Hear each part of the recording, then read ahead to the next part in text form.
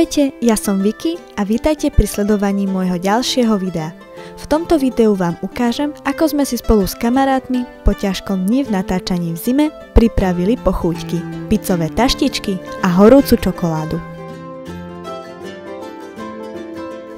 Ako prvé sme si pripravili picové taštičky. Budeme potrebovať plech, lístkové cesto, šunku, kečup, korenie na pizzu, hrnček, nožík, vidličku, múku, čierne korenie, soľ, papier na pečenie, jedno vajíčko a niečo na vaľkanie. My sme použili sklenenú fľašu. Ako prvé cesto posypeme múkou a rozvaľkáme. Vaľkáme dovtedy, kým nebude cesto dostatočne tenké.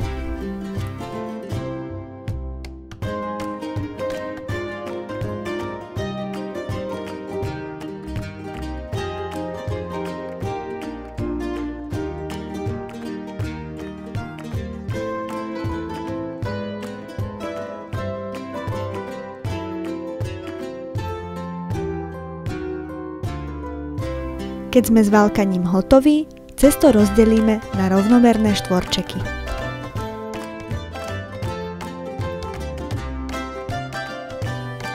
Na štvorčeky teraz dáme ingrediencie, ktoré chceme, aby naše picové taštičky obsahovali. Ako prvé sme dali kečup, potom picové korenie.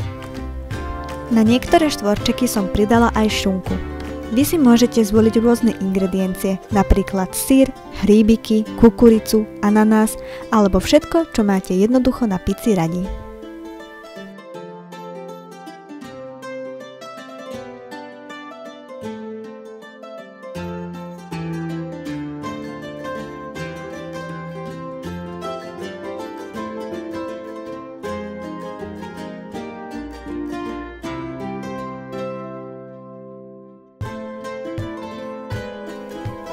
Keď sme už pridali všetko, čo sme chceli, ideme cestá pospájať.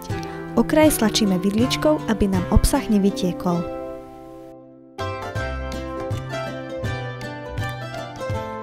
My sme si pripravili dvojaké tvary. Jedni boli trojuholníčky a druhé obdĺžniky. Do hrnčeka rozbijeme jedno vajíčko, pridáme čierne korenie, soľ a vajíčko rozšľaháme.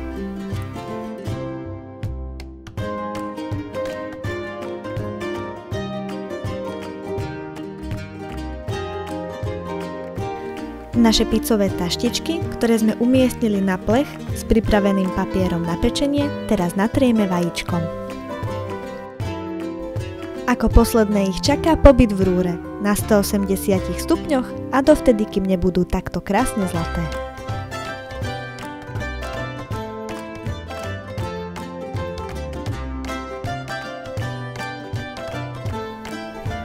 Teraz, keď už máme picové taštičky, môžeme ísť na horúcu čokoládu. Zatiaľ dobrú chuť.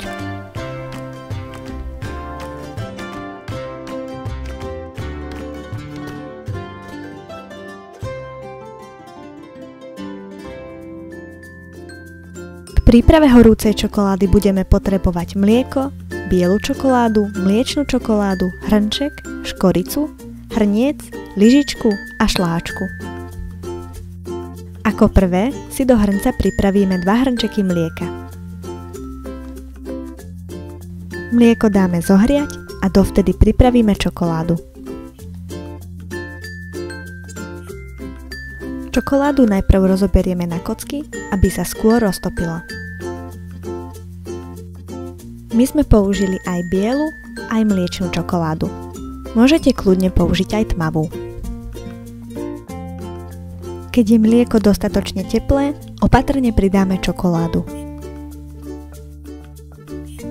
Čokoláda sa v teplom mlieku do 3 až 5 minút úplne roztopí. Hneď potom môžeme podávať. Na vrch pridáme peknú kôpku šláčky a ozdobíme škoricou.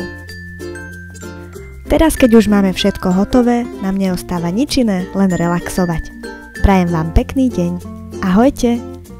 Dúfam, že sa vám toto video páčilo. Ak áno, dajte like Prihláste sa na odber a napíšte niečo do komentárov.